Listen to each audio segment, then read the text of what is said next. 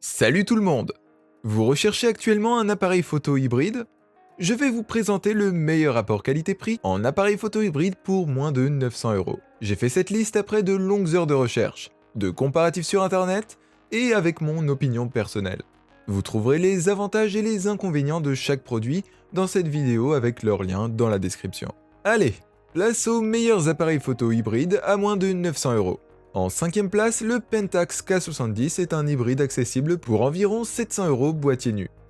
Le Pentax K70 est un réflexe numérique de niveau intermédiaire qui reprend l'architecture de base du KS2 existant et y ajoute un nouveau capteur CMOS 24MP sans filtre AA avec PDAF sur le capteur, ainsi qu'une série d'autres améliorations. Le capteur est protégé par le célèbre système de stabilisation d'image de Pentax, le Shake Reduction, et protégé des intempéries grâce à une étanchéité aux intempéries et à la poussière. L'utilisation intelligente de l'unité SR permet au Pentax de réaliser quelques tours, comme le simulateur de filtre AA qui réduit le contraste et la résolution de décalage des pixels qui annule le réseau de filtres colorés Bayer, en décalant le capteur d'un pixel dans chaque direction, ce qui améliore les détails des couleurs et réduit le bruit. Le K70 est également équipé d'un processeur d'image amélioré, qui permet au K70 de prendre des photos 14 bits RAW à 6 images par seconde, en tandem avec un système autofocus à 11 points.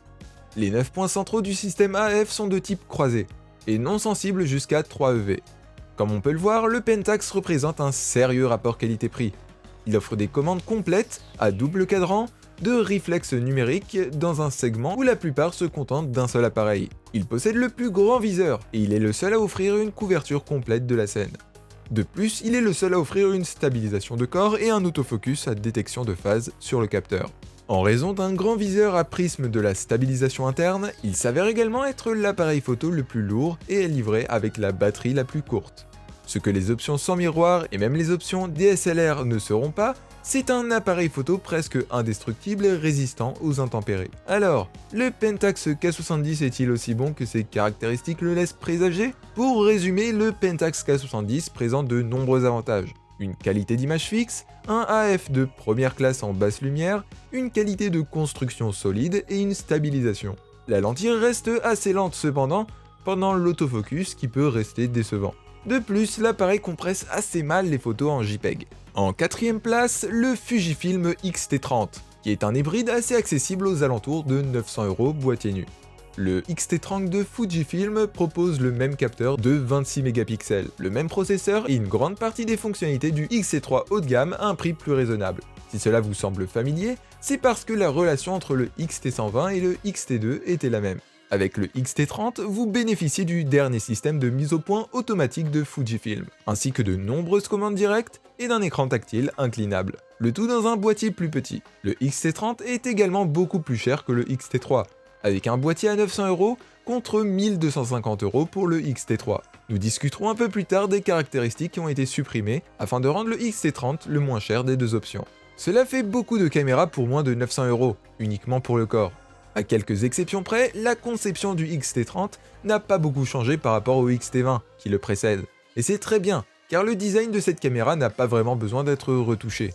Le X-Processor 4 donne au X-T30 beaucoup de puissance. Et l'un des avantages est la prise de vue en rafale rapide. Grâce à l'obturateur électronique, la caméra peut filmer jusqu'à 30 images par seconde sans coupure, mais avec un cadrage avec multiplicateur 1,25. Si vous voulez perdre le cadrage, il suffit de descendre à 20 images par seconde. Si vous voulez éviter l'obturateur électronique, qui peut montrer des bandes en lumière artificielle, alors l'obturateur mécanique peut être déclenché à 8 images par seconde.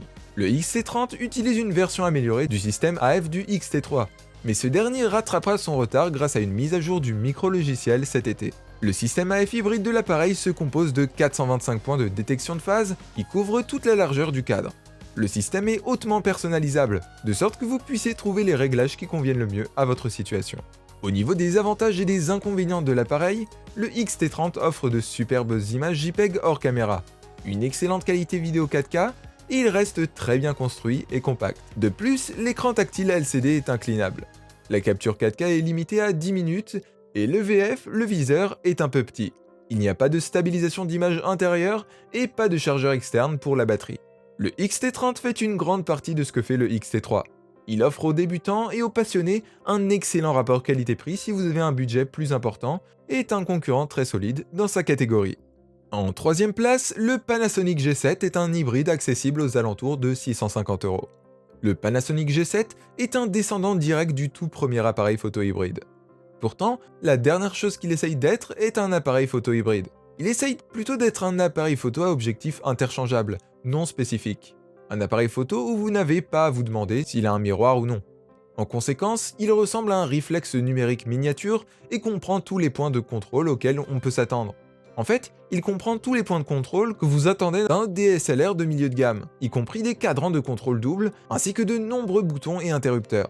Cependant, comme il s'agit d'un appareil photo sans miroir, il est capable de faire bon usage de son écran tactile entièrement articulé. Les spécifications sont également assez solides. Le 16 mégapixels n'est pas vraiment à la pointe du progrès, mais la vidéo 4K, donc Ultra HD, reste quelque chose de rare au moment où nous écrivons ces lignes. Surtout si l'on tient compte du fait que le G7 offre également des avertissements de pics de mise au point et de zébrure, des outils clés nécessaires pour tourner des vidéos utilisables qui sont souvent absents de ses pairs. Le G7 se comporte généralement très bien, surtout si vous prévoyez de prendre le contrôle des réglages de la caméra. Il y a un très bon nombre de points de contrôle et ils sont généralement suffisamment espacés pour pouvoir être actionnés confortablement par toutes les mains sauf la plus grande. Cependant, le nombre de contrôles risque d'être un peu trop important pour le premier acheteur d'hybride. En outre, le G7 offre l'un des meilleurs systèmes de suivi AF que nous n'ayons jamais vu sur un appareil photo de cette catégorie. La pleine capacité de ce système n'est disponible que lorsque vous utilisez les propres objectifs de Panasonic, ce qui limite votre choix plus que nécessaire. Mais entre ce mode et le mode photo 4K, cela signifie que le G7 offre beaucoup de soutien pour vous aider à prendre la photo que vous voulez. La qualité de l'image du G7 est généralement très impressionnante. Ces JPEG sont généralement agréables, avec des bonnes couleurs et un bon rendu. À des niveaux ISO élevés, la réduction de bruit est assez bien jugée, offrant un bon équilibre entre la suppression du bruit et la rétention des détails. Les couleurs ne sont pas au goût de tous, mais à l'exception des jaunes légèrement verts, elles sont assez bonnes. Pour résumer, le Panasonic G7 présente une bonne qualité d'image. Que ce soit en JPEG ou RAW, la vidéo est possible en 4K et le focus est très rapide. L'autonomie reste limitée en prise de vidéo et il y a beaucoup de contrôle externe, ce qui peut être un peu compliqué à prendre en main pour un débutant. Néanmoins, si vous avez déjà une main mise sur la photo, je ne peux que vous le conseiller. En seconde place, le Canon EOS M50, avec un prix de moins de 550 € pour le boîtier nu. Il représente l'une des meilleures entrées de gamme pour un budget de moins de 600 €. Le Canon EOS M50 est un appareil photo d'entrée de gamme sans miroir, doté d'un viseur électronique, d'un écran tactile entièrement articulé, d'une seule molette de commande et d'un capteur APS-C de 24 mégapixels, le même que celui utilisé par ses frères et sœurs de la série M. Il est équipé du dernier processeur Digic 8 de Canon et offre une couverture AF double pixel étendue, la vidéo 4K 24 pouces avec un recadrage 1,7, ainsi que le Wi-Fi, le Bluetooth et le NFC. À bien des égards, il s'agit d'un M100 plus puissant et plus sportif pour le viseur, l'offre de montage M la plus abordable de la marque. Et il est probable qu'il s'adresse à la même clientèle, les débutants et ou ceux qui se servent d'un smartphone comme principal appareil photo. Mais ce qui est vraiment passionnant avec le M50, c'est ce qui pourrait indiquer sur les futurs développements des appareils photo et des séries EOS, M et Rebel. Le M50 est une indication claire que Canon tient cette promesse. C'est le premier appareil photo Canon qui enverra automatiquement des photos à votre smartphone après chaque prise de vue Canon et la première série M à offrir le 4K. Mais avant que vous soyez trop enthousiaste sur ce dernier point, il convient de noter que la 4K est livrée avec un recadrage 1,7 important et que la f double pixel n'est pas disponible en 4K. Le M50 est le premier Canon à utiliser le nouveau format CR3 RAW. La f à double pixel peut être utilisée dans tous les autres modes vidéo, y compris le 1080-60p. Il couvre toujours 80% x 80% du capteur, mais avec 99 points sélectionnables, contre 49 sur les anciens appareils M, et avec certains objectifs, 18-150 mm, 28 mm, macro et 55-200 mm, cette couverture passe à 88% x 100% avec 143 points. Le M50 est le premier Canon à utiliser le nouveau format CR3 RAW, qui dispose d'une option de compression en pleine résolution, plutôt que les formats RAW, Small et Medium. Parmi les autres nouvelles fonctionnalités, citons un mode de détection des yeux, disponible uniquement en AFS, ainsi qu'un nouveau mode de scène de prise de vue silencieuse.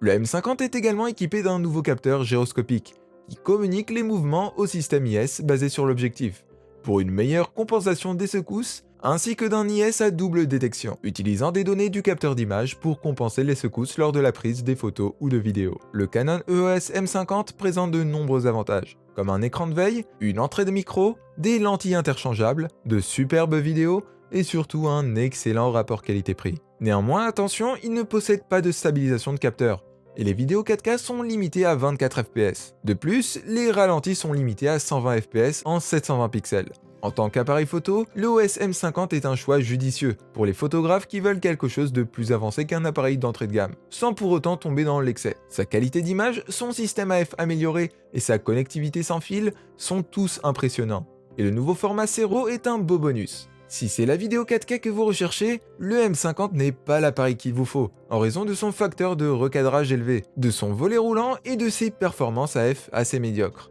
Et la première place revient au Olympus Mark III, grâce à son rapport qualité-prix et l'ajout d'un kit vraiment peu cher. Il revient à moins de 650 € avec le kit 14-42 mm. Cette nouvelle version du Mark III, qui est en fait plus une mise à jour et un rafraîchissement qu'un tout nouvel appareil photo, utilise un capteur micro plus petit que les appareils photo hybrides et les réflexes numériques concurrents, ce qui pourrait en dissuader certains.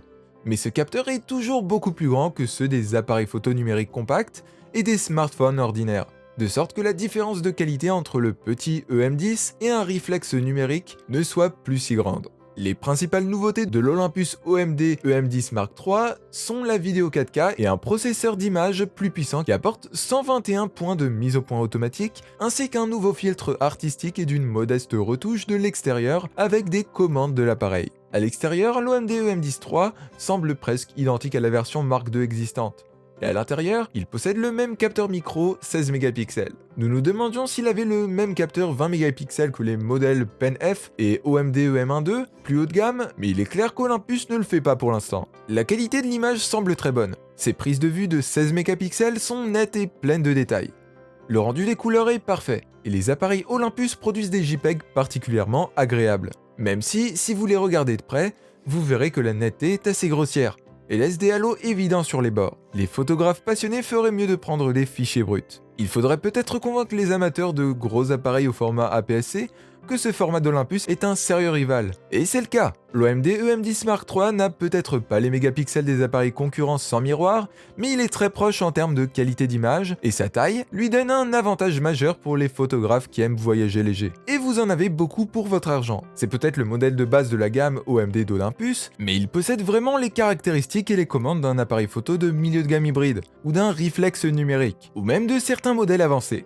Le Mark III présente de nombreux avantages, notamment la possibilité de filmer en 4K, la stabilisation avec 5 axes, et il y a des caractéristiques puissantes dans ce petit boîtier, ce qui permet de voyager léger. Il n'y a pas de capteur 20 mégapixels, et on se retrouve avec un affûtage brutal des JPEG. Mais ça n'empêche pas d'avoir des photos sublimes. Le EM10 Mark III est jusqu'à un certain point convivial pour les débutants, mais il s'agit d'un appareil sophistiqué et puissant, et non d'un appareil à objectif interchangeable pour les smartphones. Et voilà pour ce top 5, merci à vous, c'est maintenant terminé. J'espère que vous avez aimé la vidéo, si c'est le cas, vous pouvez liker la vidéo et vous abonner pour être averti lorsque je publierai du contenu. Maintenant, je vous dis à bientôt pour une prochaine vidéo.